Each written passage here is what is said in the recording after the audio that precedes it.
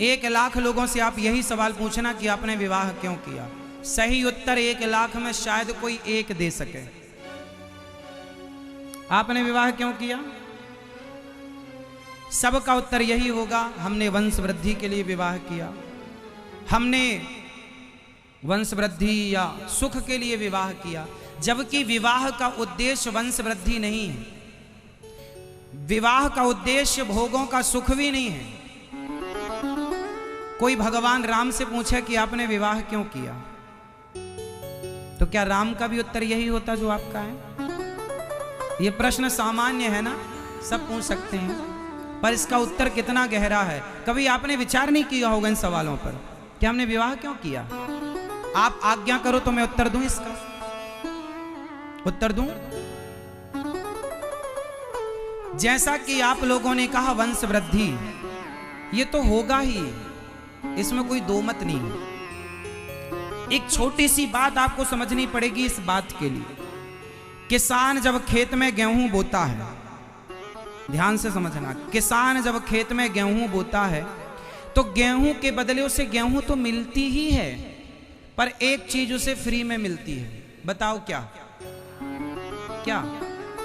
भूसा, भूस, जानते हैं भूसा? हाँ, भूसा, भूस।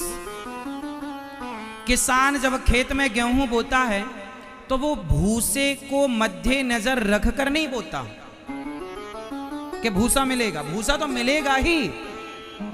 उद्देश्य भूसे की प्राप्ति नहीं है, भूस की प्राप्ति उद्देश्य है गेहूं के अन्न मिले हमें। भूसा जाएगा कहां, वो तो आएगा। जैसे गेहूं के साथ भूसा मिलेगा ही, जाएगा कहां, उसी तरह विवाह करोगे तो संतान, प्रतिष्ठा, वैभव, संसार का सुख, धन वैभव, काम करोगे तो पैसे कमाओगे, जाएगा कहां। विवाह करने के बाद संसार का सुख तो भूसे की तरह वो तो मिलेगा ही, जाएगा कहां। लेकिन उद्देश्य उस भूसे को पाना नहीं था। भाई विवाह किया है तो बच्चे होंगे, स्त्री पुरुष का संबंध होगा तो संतान होगी, जाएगी कहां। उद्देश्य संतान पाना नहीं है, क्योंकि ये तो बंदर भालू के भी हो रही है, कुत्ता बिल्ली के भी हो रही है। उद्देश्य क्या है? शादी हमने क्यों की? बहुत गंभीर बात है, ध्यान से समझो। जब आपका विवाह नहीं होता तो आपका मन ज्यादा चंचल होता है, अन्य स्त्रियों में या अन्य पुरुषों में जाने की संभावना ज्यादा रहती है। परंतु जब विवाह हो जाता है तो अन्य स्त्रियों से मन हटकर एक स्त्री में केंद्रित हो जाता है, अपनी अर्धांगिनी में। तो आपकी पत्नी पहला काम तो ये करती है कि आपके मन को कंट्रोल करती है। अभी 17 जगह मन जा रहा था, अब 17 जगह से मन हटकर सिर्फ आपकी एक स्त्री में लग गया और एक पुरुष में लग गया। आप किसी लड़की का विवाह ना करो, 17 लड़के से बात करना स्टार्ट कर देगी वो उम्र है साहब, वो उम्र है। उस उम्र में जब कोई पहुंचता है तो स्वाभाविक स्थिति होती है, मन स्थिति।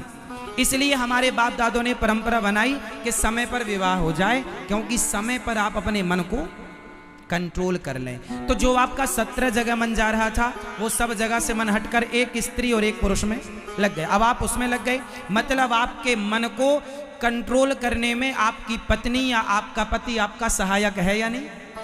बोलो हाँ, बोलो हाँ। आपकी पत्नी या आपका पति आपके मन को कंट्रोल करने में आपका सबसे बड़ा सहयोगी है। तो आपके मन को जब अपनी पत्नी और पति में लगा, फिर आप दोनों ने क्या किया? संसार का सुख देखा, भोगा, कितना मजा है, कितना सुख अनुभव लिया। उसके बाद क्या हुआ? आपको संतान हो गई, फिर आपने बच्चे से प्यार किया, बच्चे को पढ़ाया लिखाया।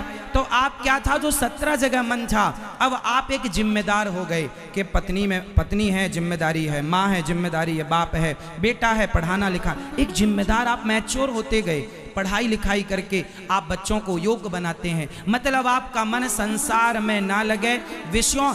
आप किसी आदमी का सुनो, किसी लड़के का मेरठ में विवाह ना होता हो और यदि वो सत्संगी नहीं, यदि सत्संगी है तब तो वो साधु हो सकता है, समझो। यदि वो आध्यात्म से जुड़ा है तब तो वो साधु हो सकता है, और यदि कोई आध्यात्म से नहीं जुड़ा, सत्संग से नहीं जुड़ा और शादी नहीं हो रही है तो वो अपने आप वैश्यागामी हो जाएगा।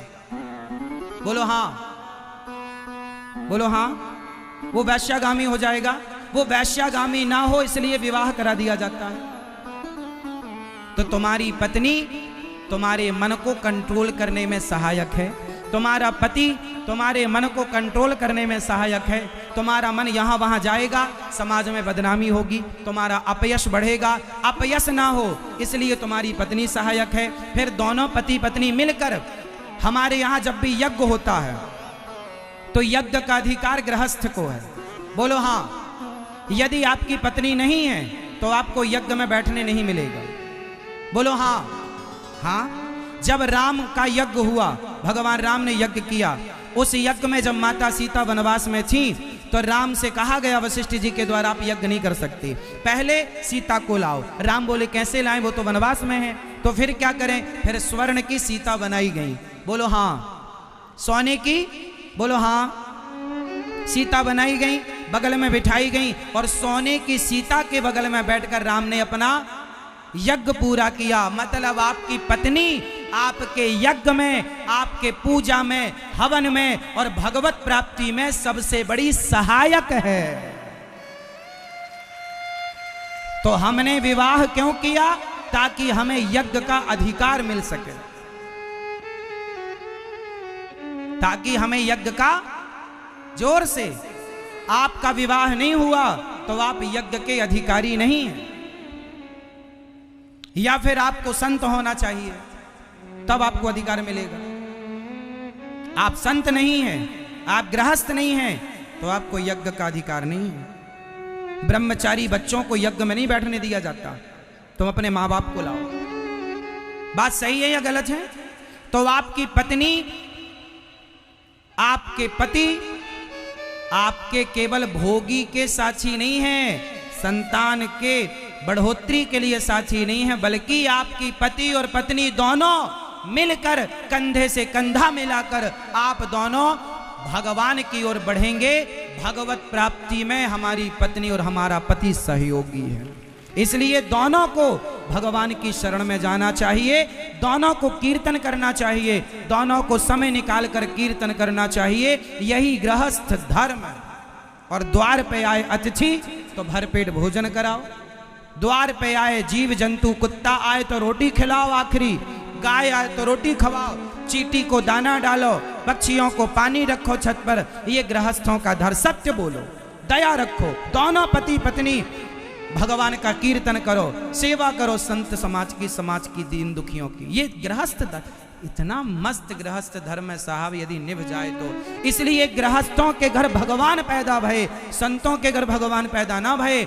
दशरथ कौशल्या जी की गृहस्थी में राम प्रकट हो गए। वसुदेव देवकी की गृहस्थी में भगवान श्री कृष्ण पैदा हो गए। गृहस्थी 4 आश्रम होते हैं, ब्रह्मचर्य, गृहस्थ, वानप्रस्थ, सन्यास। इन चारों में सर्वश्रेष्ठ आश्रम होता है गृहस्थ आश्रम। पर जब ठीक से चले तब। तुम पत्नी को दिन भर मारो, दिन भर डांटो, दिन भर गालियां दो, ये गृहस्थों के लक्षण नहीं है। नारी का सम्मान करो, नारी का लक्ष्मी की तरह आदर करो। पुरुष को अपने पति की आज्ञा भगवत आज्ञा है ये मानकर चलो। पत्नी को कभी रुलाओ मत, सताओ मत। अपने घर की गृहिणी को सदा खुश रखो और भोग विलास से मन हटाओ और गोविंद में लगाओ। वरना तुम 90 साल के हो जाना, 95 के हो जाना, 99 के हो जाना, तो भी तुम अपने भोगों पर कंट्रोल ना कर पाओगे। तुम्हारी इच्छाएं, तुम मर जाओगे। जिस दिन तुम मरोगे उस दिन भी तुम्हारा मन तुम्हें भोगों की ओर ले जाएगा। ये माया इतनी प्रबल है साहब, इसलिए जो भगवान की शरण में जाता है वही इन माया से बच पाता है, वरना भोगी बन करके मर जाओगे। इच्छाएं पूरी हो गई हो किसी की तो मुझे बताओ, तुम और कर लेना पूरी, फिर बताना मिलना 4 साल बाद हमें, हम फिर आएंगे मेरठ, बताना इच्छाएं पूरी हुई। जिस दिन तुम मरोगे उसके एक दिन पहले भी अपने आप से सवाल करना, क्यों पूरा हुआ, इच्छाएं पूरी हुई तो आपके अंदर से आवाज आएगी अभी नहीं। ये ठगता है तुम्हें मन तुम्हारा, और तुम्हें लगता है कि हम संसार के लोगों से दुखी हैं। ना जी, आप अपने मन की तमाम इच्छाओं से दुखी। तो अब बताओ, आपने विवाह क्यों किया? विवाह का सही उद्देश्य क्या है? जो आप बता रहे थे वो, या जो हमने कहा वो? बताओ। जो आपने कहा वो भी सही है, गलत नहीं है, लेकिन वो तो हो गई, जाएगा। मुख्य उद्देश्य है भगवत प्राप्ति, ईश्वर की प्राप्ति। यदि तुमने गृहस्थ में रहकर भगवान को नहीं पाया, सोचो तो क्या पाया? चलो एक छोटी सी कथा मैं आपको सुनाता हूं इस बात को समझाने के लिए। एक पिता ने, मेरठ के एक पिता थे, आपके मेरठ में एक पिताजी थे, हो सकता है आप थे। एक पिता ने अपने बेटे को 100 रुपए दिया, जाओ ए बेटा ये 100 रुपए लो और जाओ जरा बाजार से ना ताजे ताजे फल लेकर आओ। एक पिता ने अपने बेटे को 100 रुपए दिया। कहानी ध्यान से सुनना, आखिरी में पूछूंगा मैं आप सबसे। एक पिता ने बेटे को कितने रुपए दिया? बाजार भेजा, जाओ मस्त ताजे ताजे मौसमी फल लेकर आओ। जाओ, आम का सीजन है, जाओ आम लाना, जामुन का सीजन है, जामुन लाना, लीची का सीजन है, लीची लाना, जो जो सीजन चल रहा सब फल लाना, जाओ 100 रुपए। अब बेटा मेरठ की बाजार में गया। संयोग देखना कि उस दिन वहां पर एक मंदारी आया था बंदर को नचाने। ये छोरा गया 100 रुपए लेकर और वो खेल देखने लगा, बंदर वाला। नाच बंदर नाच, ससुराल जाएगा तो कहाँ बैठेगा? वहां बैठूंगा। कैसे जाएगा? गाड़ी से जाएगा। जब बंदर का नाच पूरा हुआ तो ये जो बेटा था 100 रुपए लेकर गया, ये उस नाच से बड़ा प्रभावित हुआ। इसको लगा कि वाह बंदर इतना बढ़िया। अब बंदर ने कटोरा उठाया, सबसे मांगा, तो इसने 100 रुपए जो पिता ने दिए थे इसने बंदर के कटोरे में डाल दिए। अब मंदारी तो चला गया। अब जब मंदारी गया तो इसे याद आया कि मुझे तो पिता ने भेजा था। अच्छा, पिता ने 100 रुपए दी, अब तो 100 रुपए चले गए। अब जब तक उसे याद आई तब तक दुकानें बंद हो चुकी थी, शाम हो चुकी थी, रात हो चुकी थी। खाली हाथ चला गया। पिता ने पूछा लाए फल? बोले नहीं मिले, दुकानें बंद हो गई थी। पिता ने कहा तू तो समय से गया था, दुकानें तो खुली होनी चाहिए। बोले पिताजी वो पैसे, चलो पिता ने कहा चल पैसे, यदि तुझे फल नहीं मिले तो पैसे वापस कर। चल पिताजी, पैसे भी खर्च हो गए, पैसे भी खर्च हो गए और जिस काम के लिए गया था वो काम भी नहीं हुआ, है ना? अब इसको ध्यान से समझो। एक पिता ने बेटे को 100 रुपए देकर बाजार भेजा। वो पिता कौन है? वो पिता है परम पिता परमात्मा। आपको 100 रुपए देकर बाजार, सांसारिक बाजार है, और 100 रुपए मतलब 100 वर्ष की उम्र। आपको भगवान ने कितनी आयु दी है? 100, लगभग 100। हमें परमात्मा ने संसार में भेजा है 100 रुपए देकर। 100 रुपए मतलब 100 वर्ष की आयु लेकर हम आए इस बाजार में। क्या करने भेजा? पिता ने भेजा था अच्छे अच्छे फल लाना, मीन्स अच्छे अच्छे कर्मों के फल। अच्छे कर्म करो और अच्छे अच्छे कर्मों के फल लाओ, 100 रुपए में लाना है। 100 साल में तुम्हें अच्छे अच्छे कर्म करना है। लेकिन हम यहाँ कहाँ उलझ गए? मंदारी के खेल में। ये मंदारी का खेल क्या है? ये मंदारी का खेल क्या है? बोले पत्नी नचाती है पति को, पति नचाता है पत्नी को, पति पत्नी दोनों नचाते हैं बच्चे को। नाच बेटा नाच, पैसा दूं 5, नाच बेटा नाच। पति नचाता है पत्नी को, तुम नाच के दिखाओ। पत्नी नचाती है, तुम नाच के दिखाओ।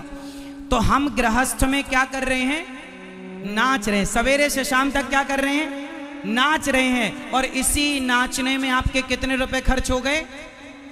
100 वर्ष की उम्र आपकी जिम्मेदारियों का बोझ ढोते ढोते निकल गई।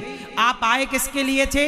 अच्छे कर्म करने, लेकिन अच्छे कर्म तो कुछ हुए नहीं और जिम्मेदारियों के बोझ तले दब गए। और पत्नी और बच्चों के इनकी सेवा में आपकी सारे 100 रुपए खर्च हो गए।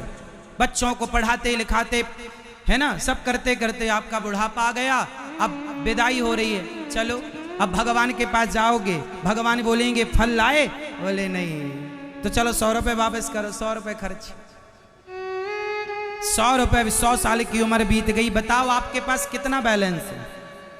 पुण्यों का, कागज के टुकड़ों का ना बताना, कागज के टुकड़े तो बहुत लोगों के पास बहुत होंगे, चलो बताओ आपके पास पुण्य का धन कितना है। मीराबाई ने क्या कहा, पायो जी मैंने राम रतन धन, पायो जी मैंने, कागज के टुकड़े सोने चांदी समेटने वाला बड़ा नहीं है, जिसके पास राम नाम का धन है वो सबसे बड़ा है।